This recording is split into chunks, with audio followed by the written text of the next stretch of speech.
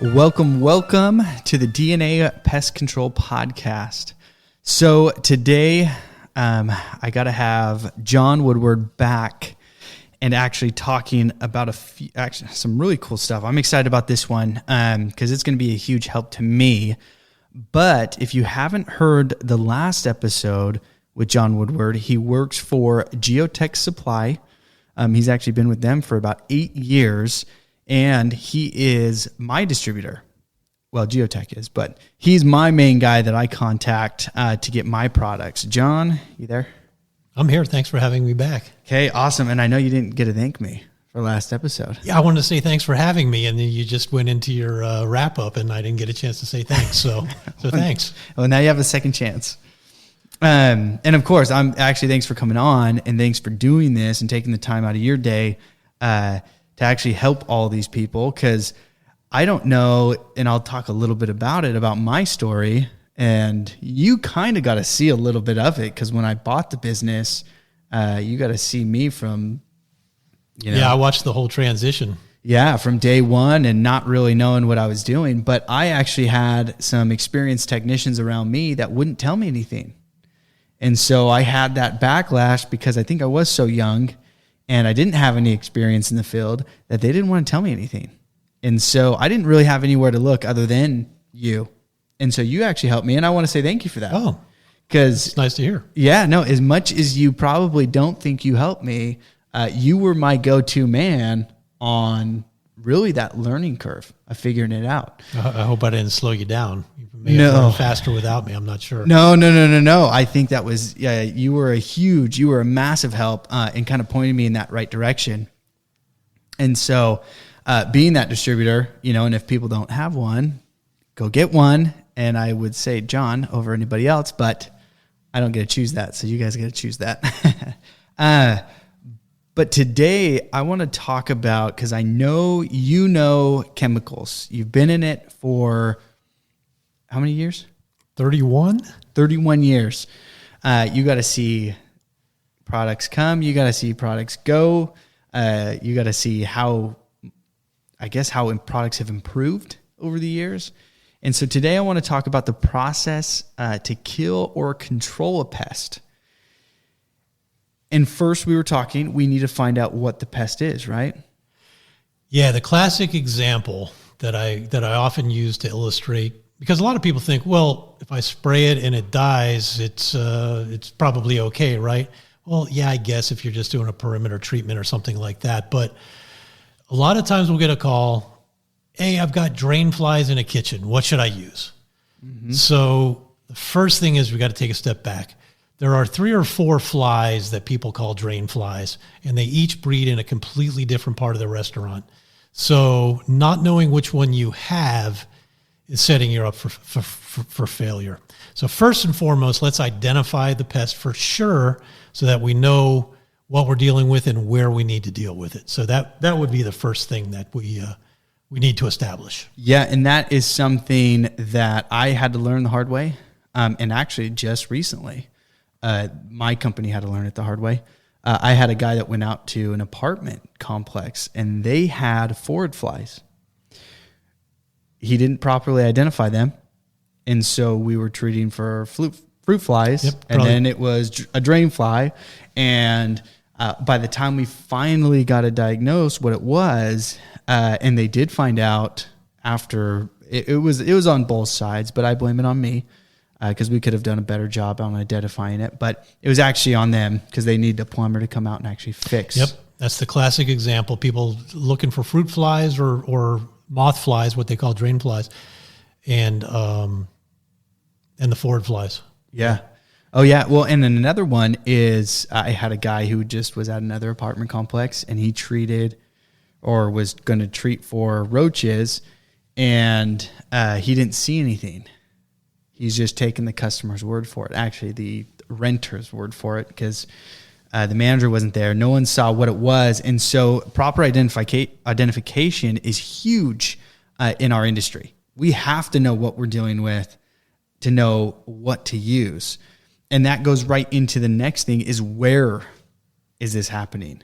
Because I get people saying, oh, I have indoor cockroaches. So I'm thinking German cockroaches, brown banded cockroaches, but they just saw a Turkestan roach get inside. They just saw a large roach that wandered in. Yep. So you're going to go doing all this treatment underneath the sink, and it's not where the American's coming from. Right? Yeah. So, so we have this entire thing where, sight is so crucial in where it is. And like you said, when it comes to a fruit fly or a dream fly, where is it? Where are you seeing these? So we were finding them in the bathroom, and it was because there was a leak in the wall, and that was the issue. But, when it comes to a restaurant, is it an outside source? Garbage cans are too close to a building, or even in a sensitive situation, is it food prep? And kind of what to use from there. I mean, I don't know what you've seen or you heard of where somebody goes out and they treat an area where that's not where the insect's coming from. Have you had that? Or? Oh, it happens all the time. Yeah, the classic thing, particularly for newer techs that are kind of new in the business and they don't have the experience under their belt. Yeah. You might very well I one time was sitting in a restaurant, and I'm sure they called and said they had flies or something. So you could tell this kid, he was coming in, he's got his B&G in his hand, middle of lunch rush. Yeah. And it was a deli type restaurant.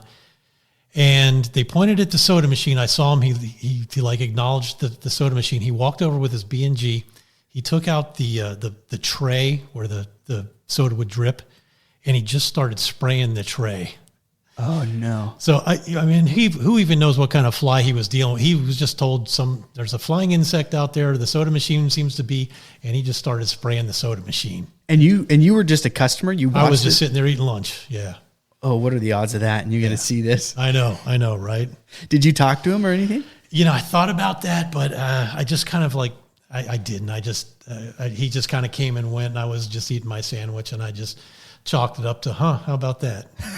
Just the thing that you would see because, oh my gosh. So the site is crucial. So the first thing you want to do, some states are site states where if you have a reasonable expectation that a material will work on a bug that's not listed on the label, you can use it on the listed sites. California is a site state, for example. Yeah. A lot of states are. So you need to make sure that the site is on there. That's almost more important than the insect you're trying to go after. However, having said that, in some states do make sure it's on the insect's on the label as well. But then some of the important things are like, does it have food handling? Because if you use a product that does not have food handling on the label, in a food handling area, they get the states get really cranky about that. I saw one guy, they caught him. I think he had 11 violations that they found. He used a non-registered food handling material. Oh man! And he got, I think it was $1,000 fine for each occurrence. So they just dropped 11 grand on him, just because he didn't check the label to see if it had food handling. And this was for one treatment. It was 11 restaurants. Oh, 11 restaurants. Different treatments with the same product that was not registered for food handling. Oh man! And they just hit him on each one. Yep. That is crazy. Okay, so site obviously, and that's. Sorry to interrupt. So it doesn't always just get down to food handling. Some other things, it's getting more and more complicated. As you know, the fipronil labels, the Taurus and the Termidor, they used to be first of all, it used to have, you could chase ant trails with it back in the early 2000s when it first came out. That went off the label in the mid 2000s. Mm-hmm. So some people don't even know that still. They're still using it on ant trails. So you can't do that. But it used to be a foot up and a foot out. That in the last year has been changed. Mm-hmm. Last year or two. It's now 6 inches up and 6 inches out. And that's everywhere, right? On the at the foundation of the structure. Every state. That's a federal requirement. Okay. So that is, because I know we have a whole different set of rules. So then another example is the pyrethroids. Yeah. The federal label is 3 feet up on the foundation, 3 feet out from the foundation. Okay. But in California, it's 2 feet up and 3 feet out. And it doesn't necessarily say that. I think more and more labels now have the Californian directions on there, but they didn't used to. You just had to know. So sometimes you just have to know. Yeah. In addition to that, to your state rule, because states can be more restrictive than the federal label if they want to. So the whole saying, which I love, is label's law. The label is the law. Unless you're in California.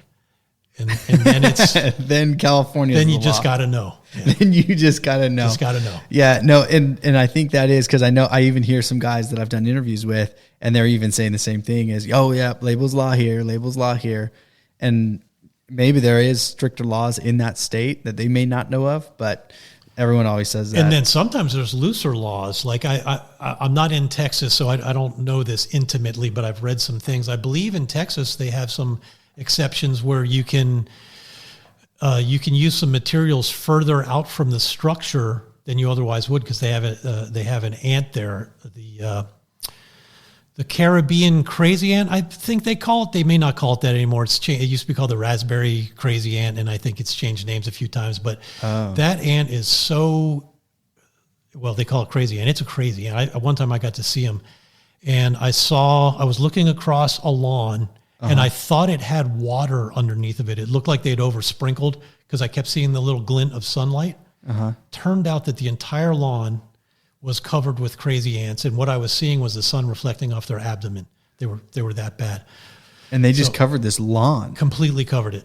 I mean, every square inch of it. It's just so bad there? So it's so bad there, yeah. And there's not, I mean, because Termidor is really good. It's really good. it's the best ant material I've ever seen. And so I believe that they had, I check the label on this because I'm not sure I'm right on this, and I'm not sure if it still exists, but I believe they allowed you to use fipronil further away from the structure than in certain situations, because obviously. It was a state local need, a special need there. And obviously we don't know 100%. I'll throw that out there. Check your label on that. Yeah. Check your label.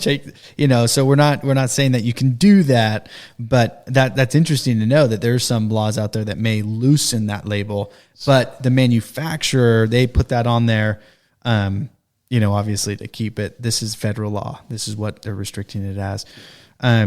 So now that comes down to the site. So we're going off of site now. So after we identify what insect it is, what we're taking care of, where is it? Now we're going into, okay, what product should we use? Right. And most of the choices these days boil down to, of course, pyrethroids are the most commonly used. Yeah. They have some pluses and some drawbacks. Neonicotinoids, they have some pluses and some drawbacks. Oxadiazines, they have some pluses and some drawbacks. The fipronil products could be, they have some labeling where you can use it on the structure, on entry points and nesting areas, things like that. So sometimes that can even be in play. So you have to think, first of all, is it going to kill the pest in question? And then is it going to have any characteristics that are undesirable? Is there going to be odor in a situation where I can't have an odor? Yeah. Do I need to knock something down fast because it's an emergency situation or it's urgent, or the homeowner is just frantic and they don't want to see it anymore, like stinging insects or scorpions or something like that? Yeah. So, your pyrethroids tend to knock down better than your neonics. So in that situation where you're more interested in knockdown, pyrethroid may be the best choice if all other things are equal, like labeling and things. On the other hand, something like ants, the non-repellent materials are far more effective. So that would be your neonicotinoids, your oxadiazine, like Advion WDG, even in the appropriate places on the structure, fipronil products like Termidor and Taurus. Yeah. Those work fantastic as well. So you sort of have to then evaluate the downside of the other characteristics. Yeah, because I've seen that. Well, at least here in California, because once we hit between November and November and March, right? Right. Yeah, November and March. February 28th. So last year was a leap year. So it's in February. That's right. It ends in February. Okay. Yeah, and what we're talking about is the labeling on Termidor and Taurus, where you can't use it from October 1st through February 28th. So last year was a leap year, so it was the 29th. So everybody was shrugging their shoulders. Can we use it today? And was it a no?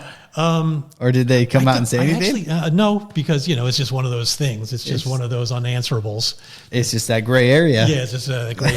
I suppose technically you could. I suppose you could, but everybody was scared to because they didn't want to be wrong about that. Yeah, what is it? Every 4 years?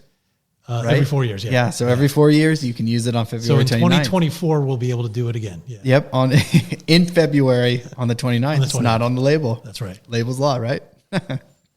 So in that situation, because my go-to, so I'll talk about what I do for ants.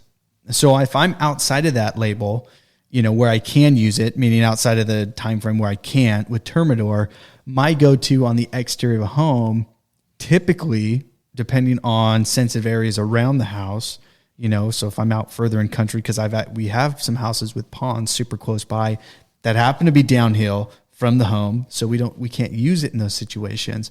And that is the importance of knowing the label as well. So when you are choosing the product for the pest, read the label to know exactly where you can treat and where you can't. But my go-to typically is, Termidor, to take care of the ants. Now, with you being the product guy, I have heard something interesting. I have had one of my guys go on a high dose on accident with Alpine, WSG, and it didn't actually take care of the ants. And I don't know if that was because it was too high of a dosage and he killed the ants before they could take anything back. Because I know that Alpine can be a quick knockdown, right? It's typically not regarded as that quick, but yeah, it'll kill them.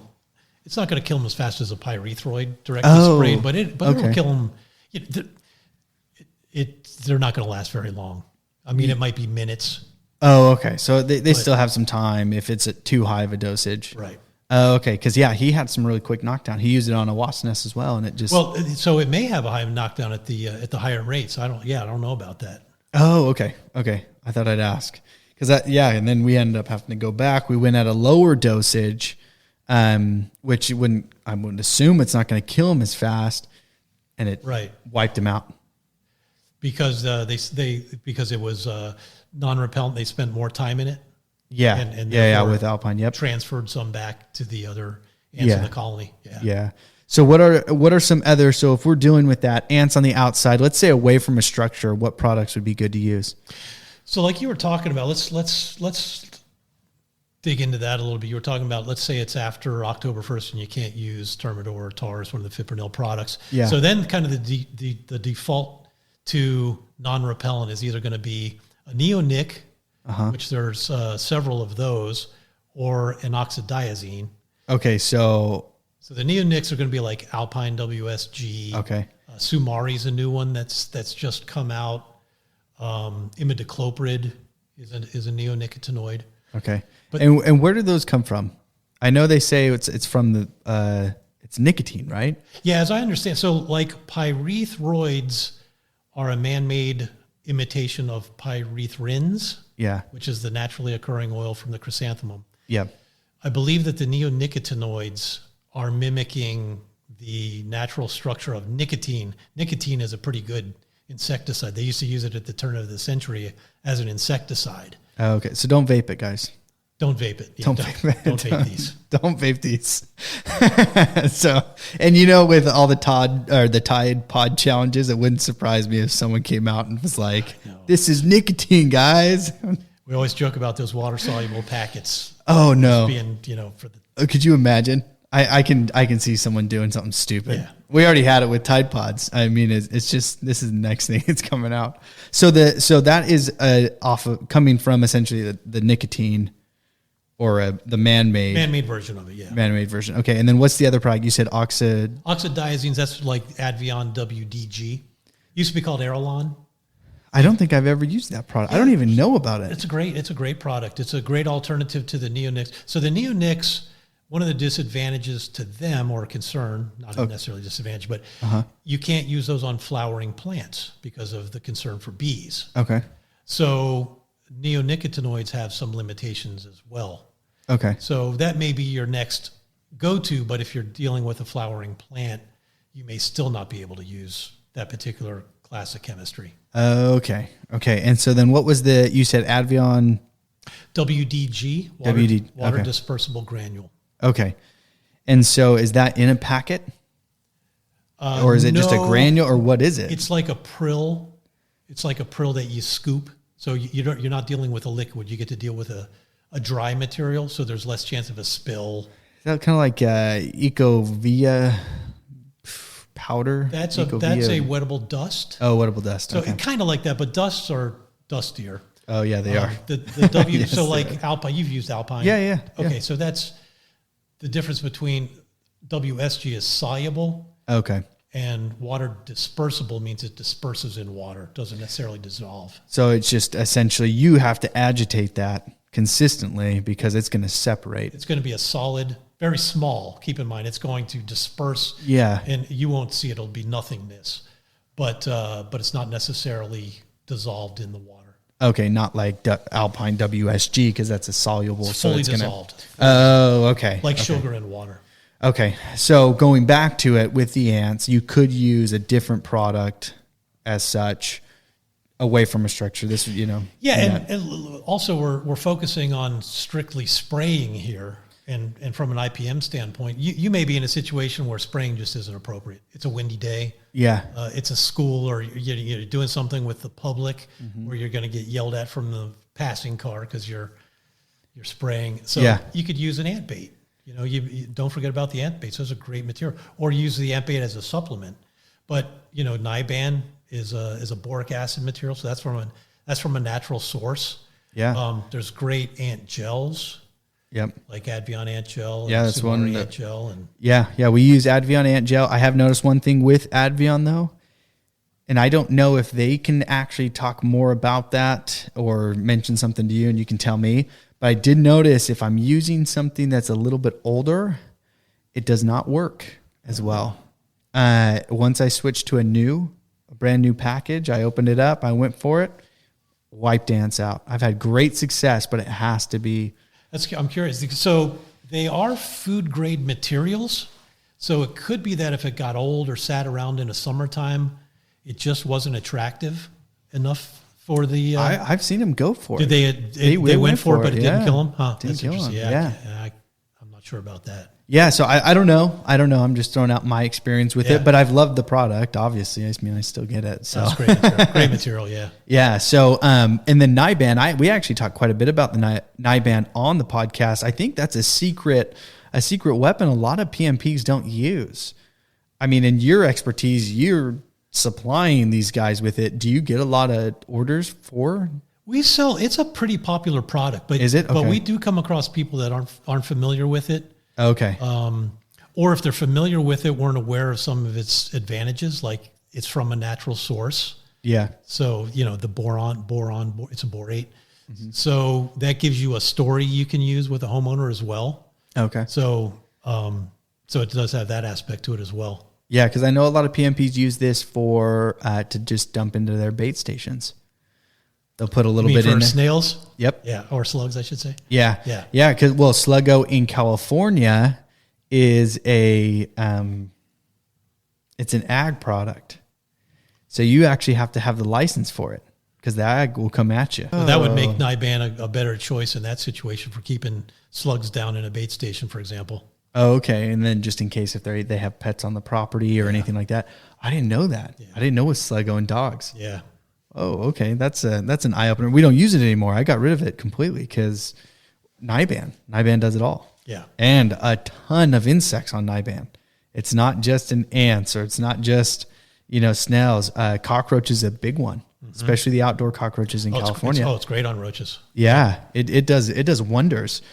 So now when we're going into formulation, this is something that it's always been a question. I know flies build up resistance really quick. A big theme when it comes to pest world is always bed bugs and resistance. And so they always hit it when I go into those classes. They always hit it when I go into classes with flies. When would a PMP want to look at cycling a product or changing a product or implementing a new product? Yeah, with something like, it's an interesting thing. Some insects become resistant faster than others. For example, termites, you don't have a whole lot of risk of resistance with termites, just their lifestyle, the way they breed, the way we use the materials. Something like flies where they have an extremely high rate of reproduction, that's going to be a big one. So cockroaches have a double-edged problem. If you use the same material in the same apartment building for 10 years at a time, you can actually even get some localized resistance. So how often do you want to rotate? I don't have a hard and fast answer for you, but it's never a bad idea to do it once a year, once every 6 months, something like that. The other thing is it's not necessarily resistance, but you can get aversion. So cockroaches will stop taking a particular bait because what they do is they begin to select around basically what they like to eat. Yeah. So they stop eating a particular thing because all of the offspring of the adult that didn't like eating a particular bait, therefore don't like to eat that bait either. So sometimes you have to switch up the roach bait you're using for aversion more than for resistance. Yeah. Okay. So it's not that they've actually built up that resistance. It's that they just don't want to eat it anymore. Exactly. It's behavioral. Yeah. Okay. So that's actually good. So you would even suggest more on the lines of a possibility of adding in. So instead of removing a product completely or changing, which is actually, let's get into it real quick. A lot of guys in the industry, and me including, and actually it's kind of embarrassing, a couple of years ago, I've even thought about, you know what? We've been using Bifin IT. We use Bifin IT.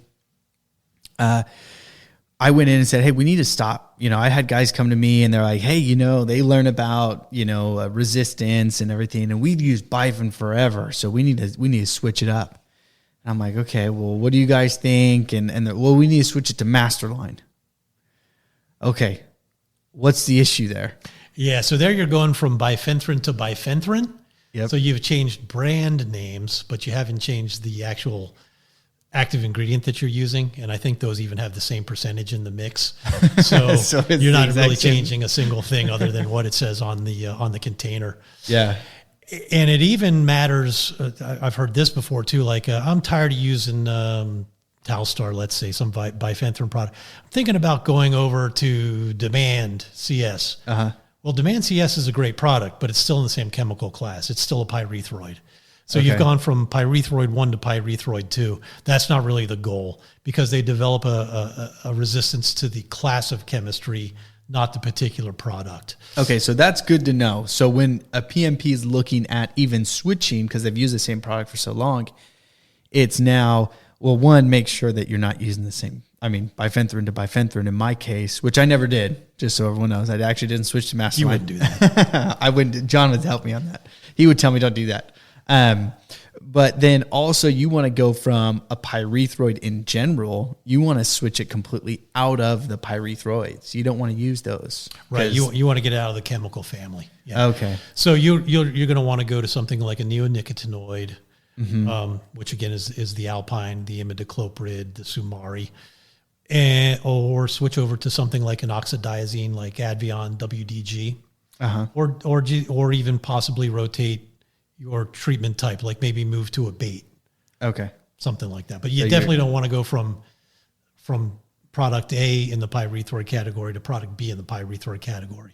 Okay. So PMPs, everyone listening, you're going through it. You've been using the same product.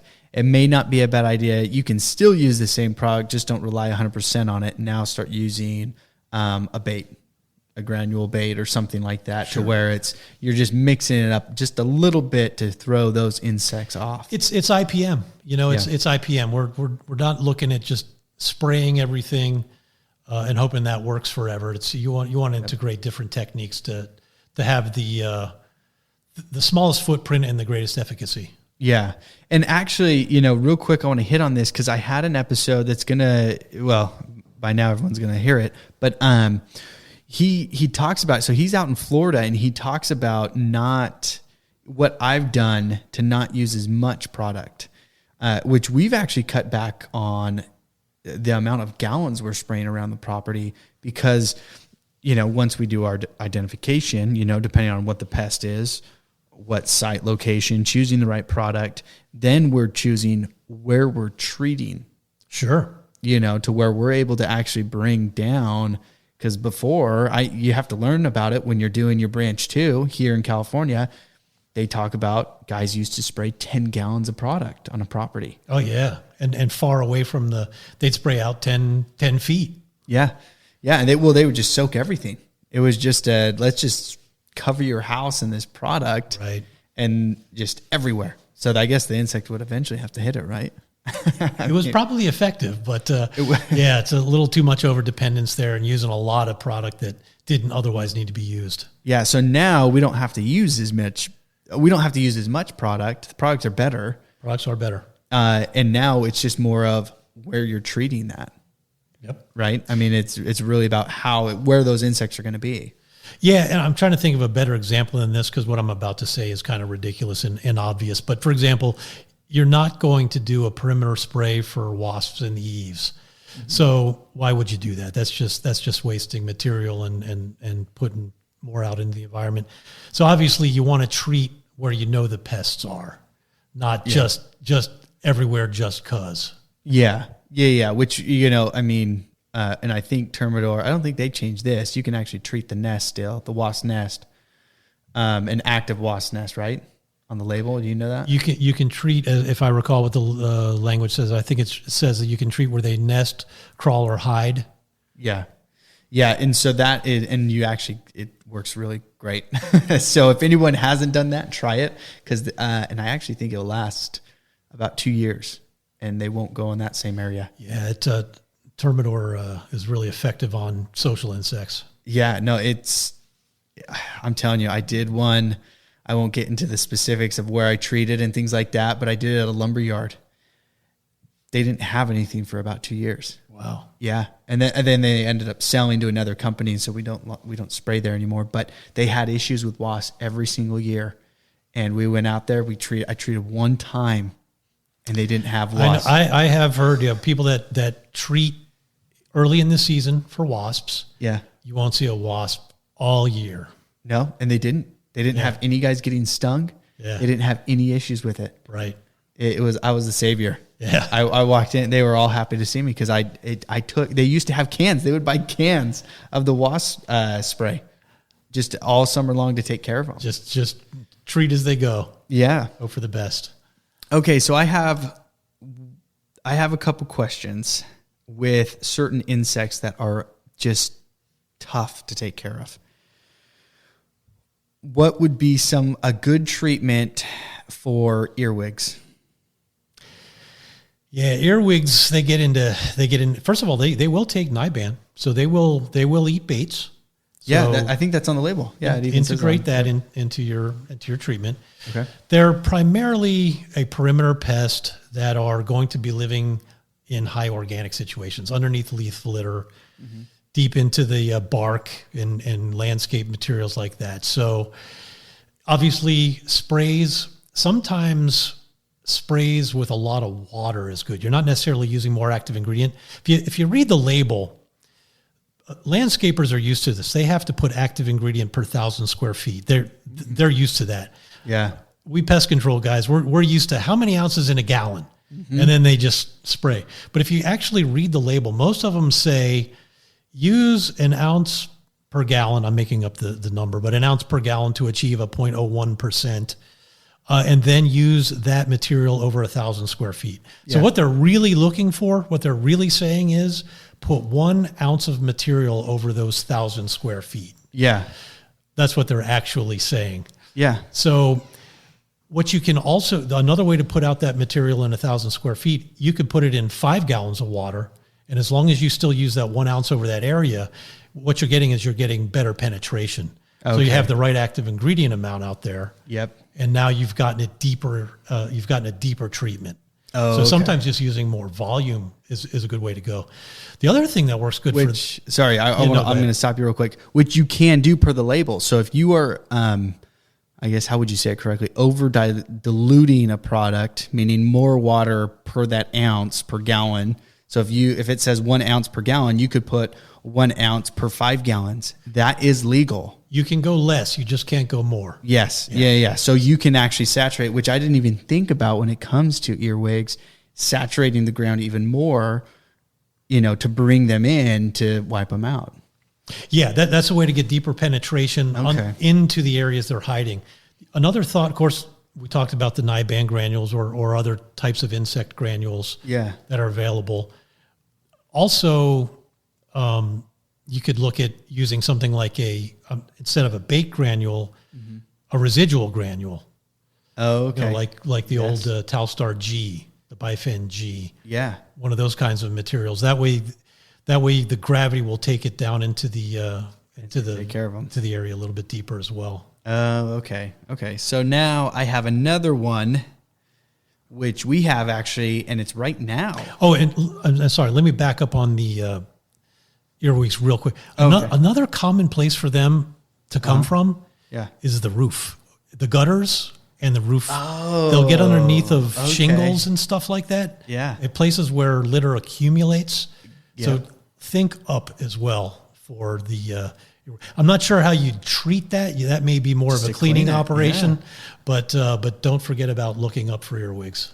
Man, I never thought about that. So they could climb up either drains or, I guess, coming down onto the roof. You'll find them in gutters. Yeah, they'll go up. Oh, interesting. I didn't even think about that. That is okay. That's going to change a lot because that is good. Yeah, as long as the upkeep, if they have a lot of trees hanging over their roofs, they're going to have a lot of leaves and then it traps all the moisture, and then you're just having that that issue altogether. Yeah. So if you keep treating and seeing no result, it just could be that they're not where you're treating. Oh, okay. Yeah, well, that makes more sense. That makes a ton more sense because we have it where they're getting into the walls and things like that. But if they're up on the roof and they're getting into the walls, maybe coming out of a light socket, whatever it is, or a plug, or that would make sense how they're getting in is because they're up top. Yeah. Oh, okay. So now, because I just ran into this, I just sprayed a house yesterday. What about box elder bugs? Yeah, so that's a goofy one. That's actually an ornamental pest, and here in California, you got to have a different license. To treat them because it's what they call an ag pest. Yeah, which we have so many customers with this thing. So now I'm glad that you're here. How do I take care of them? Because I have that license. So you have the license. So the problem with them is they migrate towards the structure. And there's not much you can do except for lay down lots of residual. I actually don't know what their breed. Can I get back to you on their breeding habits? Because maybe there's something you can do to get ahead of the problem in the tree. Yeah, because I don't even know what they eat. I haven't done enough research on them, so I wouldn't even know. Yeah, I don't know that much about them either because they're not a structural pest, so it's not really my thing. But so it's, okay. but it does. I know we get a lot of calls that they're migrating off of trees into the structure.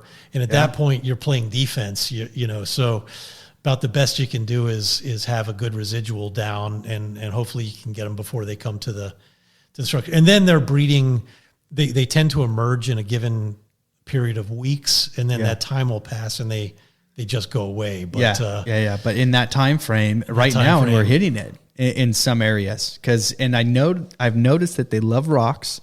So if you have rock gardens, and I make fun of this guy who, you've heard of Termite Terry? I have, yeah. Day one, and I'm going to call him out on this because if he listens, I hope he hears it, is he says that having a rock garden prevents pests in his book. And Anthony told me this when he was first studying for his branch too, and I called him out on it. Because I said, do you know how many spiders I see coming out of rock gardens? How many box elder bugs I see come out of rock gardens, earwigs come out of rock gardens. Like, it's a terrible area. That's like the worst thing you could put around your house.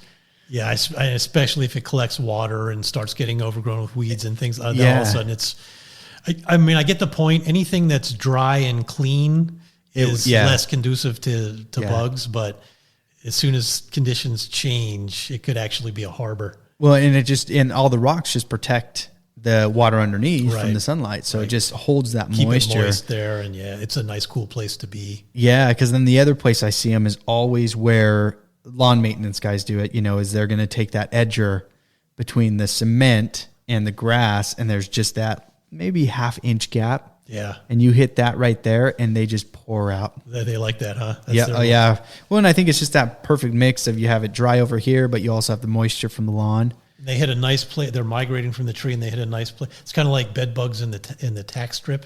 Yeah. You know, they go to the edge and they just sort of, Yep. they find that to be a very comfortable place. Yeah. And they just sit there. So, I was going to ask you about springtail too. Yeah. That's another one of those ones that, the conditions hit right and you cannot get ahead of them. You can spray and spray and spray and you'll kill what you spray. Yeah. But they keep coming. They come by the billions. Oh, those things are crazy. There's so many of them. So many. So that again is probably changing. It's not something you can do this year because now you're in defense mode. You're just spraying. Yeah. So a lot of this stuff you want to possibly get ahead of it before. Next year, you're going to say, you know what, this is a water problem. So we're going to have to look at the areas they're emerging from. Yeah. And fix the water and any conditions that may be making it conducive for them to breeding. Okay. Which is, I know is not much consolation for this year. Yeah. When you're dealing with it. But at that point, it's kind of too late. And the best you can do is treat it. Now, sometimes springtails, they'll get into like crawl spaces, for example, and people start finding them coming up their bathtub and stuff like that. I have a house in downtown Sacramento that have it. Yeah. Have that issue. So then again, you know, now that's going to become an ongoing situation. So that's where you got to get down and look at ongoing conducive conditions in that crawl space. And the treatments you do there, with any luck, you could get ahead of it if you can change those conditions. But again, you know, kind of just sprays is about the best you can do. Yeah. So now that comes back to, you know, covering these 4 points is, you know, what the pest is, the pest site.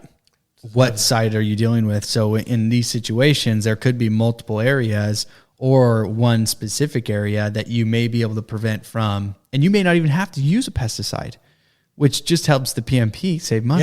Yeah. you helps all of us. I mean, we're under a lot of pressure for the water quality issues. Yeah. Talking about in California. And by the way, California is a bellwether state, so if it's happening here, it's coming to you soon. So, yeah. This is a trailer for a movie. Exactly.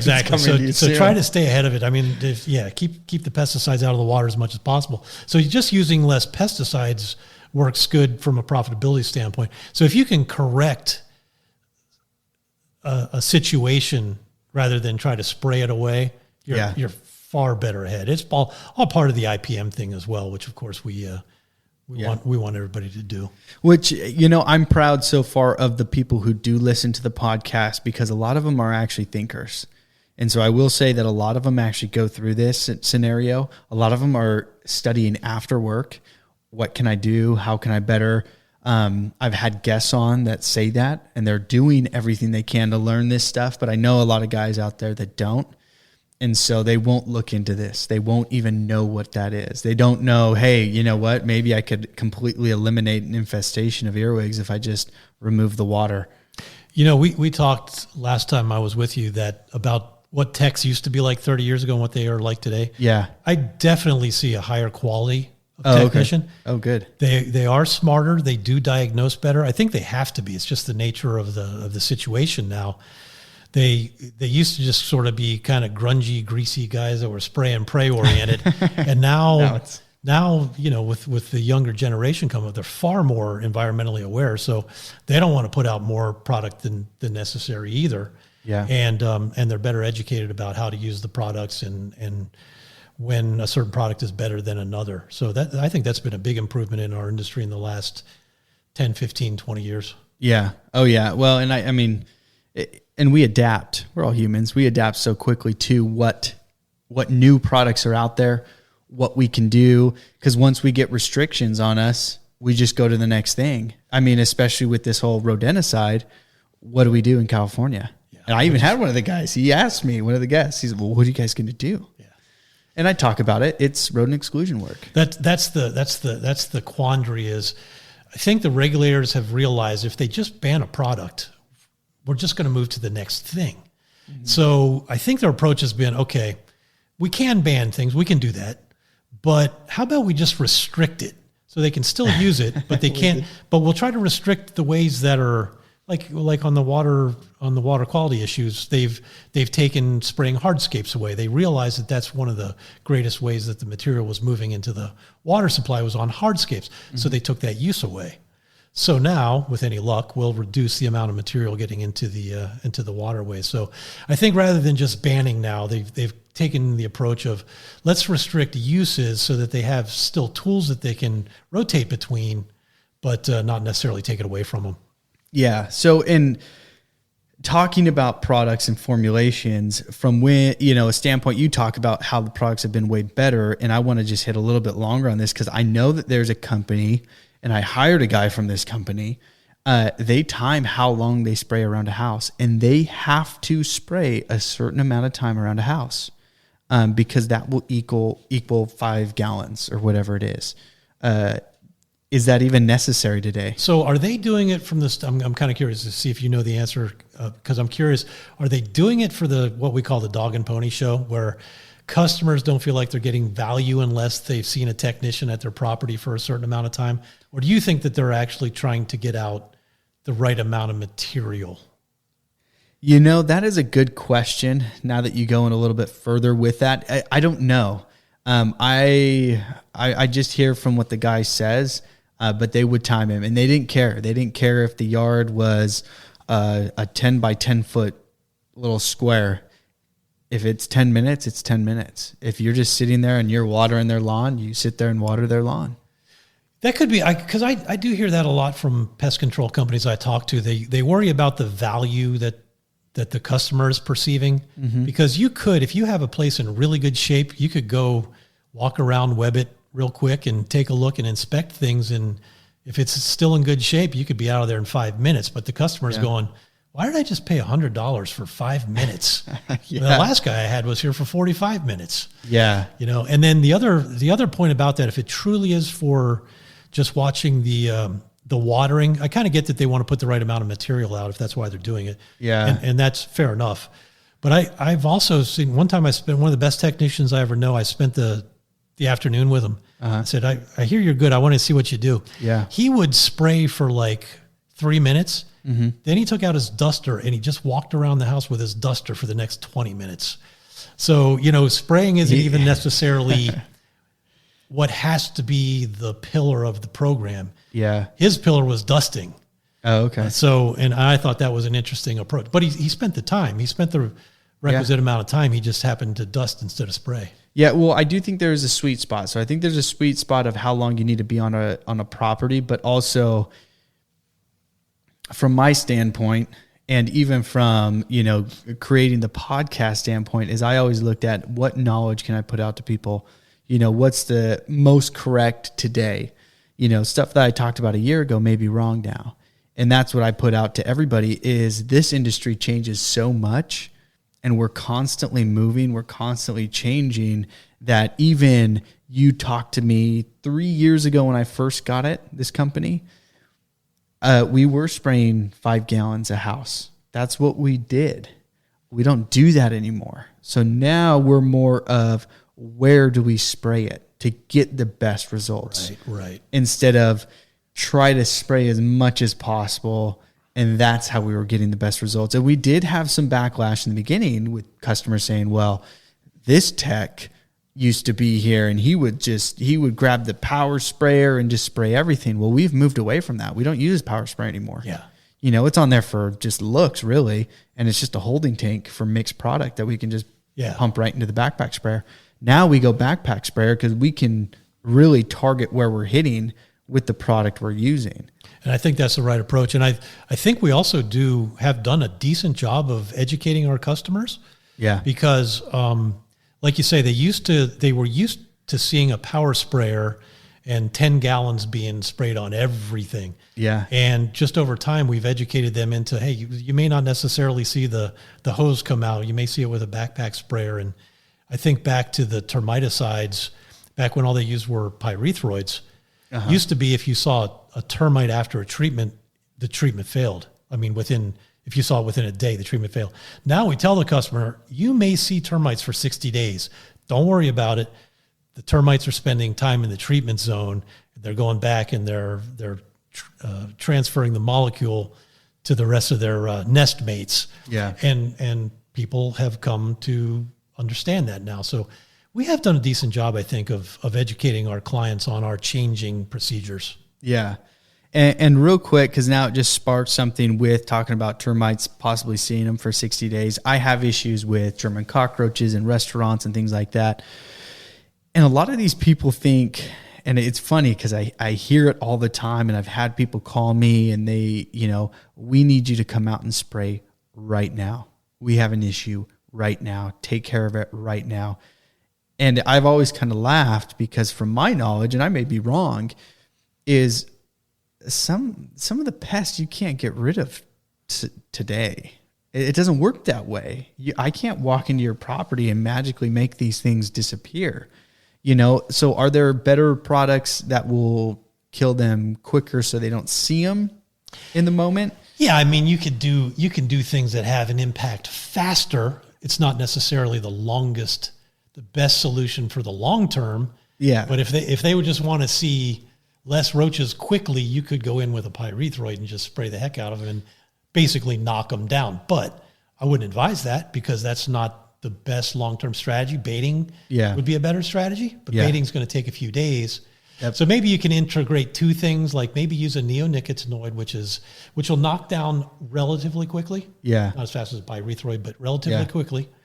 So they will have some relief. Yeah. But at the same time, you can bait, and because it's a non-repellent, you could even potentially, as long as it's dry, bait over top of a treated area from a non-repellent. Oh, okay. So you could do both treatments at the same time. Yeah. Have a little bit of relief for them in the short term, but have a longer term strategy employed at the same time. Oh, okay. And what's PT565? Is that that's a pyrethrin with a synergist. Oh, okay. So yeah, that'll flush and that'll knock down. Yeah. Yeah. Cause we've used it, with fleas. You could? Mm-hmm. Yeah. So we've done it where it's, cause we had some customers, they'd freak out. They got fleas and we used Precure. So Precure 2625. Mm-hmm. Unfortunately that's not a quick knockdown. Right. It does not kill them super quickly. So we've had to incorporate PT565 in that situation. So they don't see any fleas right now because I heard it's a quick knockdown. And we've used it, but it doesn't last. Right? Am I wrong on that? No, it's not going to have very much residual at all. Pyrethrin products in general don't have any residual to speak of. Yeah. Strictly a knockdown. And that can be an advantage because you may be dealing with a surface you don't want a lot of residual. Yeah. But you do want knockdown. Yeah. But if you're in a situation where you need residual, that's not the right product. Okay. So kind of combining two in that situation of an emergency, we'll knock them down real quick. We'll throw out a residual on top of that because now it's going to be more of a long term. Right. But then we'll make them. Your 2625 is going to be the long-term solution. Yeah. And if it's not knocking down fast enough for you, then you might want to introduce something else. It does have a pyrethroid in it. I'm not quite sure how fast it does knock down, but it's a pretty good product. The other good flea material is Alpine. I've heard that. Both of those are really good materials for the shorter term. They have a pyrethroid in there for knockdown. That they also have an IGR, and they have the neonicotinoid for long-term residual. Yeah. As Alpine does. Okay. And before we close, I want to talk about one more or two more, I guess. So Essentia IC3. Mm-hmm. I personally like that product a lot. And great material. There's Ecovia, which I think they're made by different manufacturers. They are. Ecovia is made by Rockwell Labs, and Essentria is made by Central Life Science or Zoicon. Okay. And so I've had great success with Ecovia when it does come to fleas on the inside of a house, when they do not want necessarily a chemical. So they're looking more for the eco-friendly products that aren't, because they don't have to be registered, right? Those are not registered materials. Yeah, those are 25B exempt. Yep. Yeah, so the exempt materials, so it's more the eco-friendly. Ecovia has been really good on the inside, and I use that for an inside treatments. And sorry to interrupt you, but curious, did you choose that over Essentria because it's got a little bit lower odor, or did you find that it's got a little more efficacy? You know what? I chose it because we just decided that's what we use on the inside of a house. Gotcha. Yeah. Gotcha. Odor wise, I don't think there's when it comes down to an ounce per gallon, because that's what we use with Ecovia is an ounce per gallon. I think it smells the same, just as strong. Okay. So, yeah, I love that idea, though, of using a natural material as your knockdown material because they do a great job of knockdown. Residual is questionable. It's terrible. Yeah, you'll get different. I was trying to be kind. You'll get different thoughts on that, but generally not considered to be very long. But, if you've got people that are walking around barefoot on carpet, you could have chosen a pyrethroid. A lot of them have lost the label, but for example, you could have chosen a pyrethroid. That could be more irritating to their feet, for example. So, the Ecovia? No, the pyrethroid. The pyrethroid would have been. Oh, okay. Yeah, no, and we use that in the eco-friendly situation. So we don't typically, that's not our go-to product. Oh, gotcha, I gotcha. Yeah, so we'll use it when we have to, but we don't use it. And I actually tell people, to be nicer about it, I'm not nice about it. So I let people know, these are the eco-friendly products. It's not going to last. You get 20 days maybe, if you're probably really, really lucky. But it's not going to be a residual product. You're not going to see a lot of, but yeah, that's going to be like, that's probably going to be a multiple retreat situation, and make sure you take care of the animals. Yep. Make sure you're laundering, your vacuuming. They're doing everything, doing all that kind of stuff. You might be able to get ahead of it. And we did. It took 2 treatments and we got rid of them. Yeah. So it worked really well, but they did their part too. They were very clean people. So they vacuumed, they did everything. And cooperation, if you can get cooperation, that makes a big difference. Well, and that's a whole nother subject for a whole nother day, but the communication between a technician and the client is huge. And if you just think you're the guy that you can do it all and you don't need to tell them anything, you don't need help from them, you're going to spray everything down, I'm going to do a heavy treatment. It doesn't work that way. Again, another topic for another day. Maybe you'll have me back and we can talk about this too. But the technician that can communicate but isn't really very good at treating is going to be far more successful in the long term than the guy that doesn't talk to anybody. He might be a superb technician as far from the technical standpoint, but if he doesn't communicate well, he will not be as successful as the guy that communicates. Oh yeah, no. Yeah, because I've had that where I tell people what's going on and what can happen and the products and how they work, and guess who doesn't get as many callbacks? Because we've had people where they call us back. There's a roach dead on its back, and they call us because they saw it. It's dead. It worked, but it was the lack of communication. Right. You don't tell them this is what you could see, and you prep them for that. Oh yeah, you have a whole a ton of issues. But John, I won't take you any longer. I know this was kind of longer than planned. Go all day. Thank you so much for coming on. Thanks for the information. Thanks for having me. There we go. We got it in. So where can they find you? Where can they reach you? Oh yeah. J Woodward at Geotech Supply. Email me there. Anybody, feel free across the country. Our website is geotechsupply.com. By the way, Geotech is spelled Geotech. No dashes, no Ks, nothing like that. So geotechsupply.com or jwoodward at geotechsupply.com. Awesome. Thank you so much, John. Also, you can reach us or me on Instagram at DNA Pest Podcast. So you can DM me. I will message you back. You can also email me at dnapestpodcast@gmail.com or go onto the website at dnapestpodcast.com. Or I know there's a lot, so you can go on Facebook. You can jump into the group chat on there, and not group chat. I guess it's just a group, but you can go on there, and that is where you can see all the new and upcoming episodes that are coming out. So thanks for listening to the DNA Pest Control Podcast.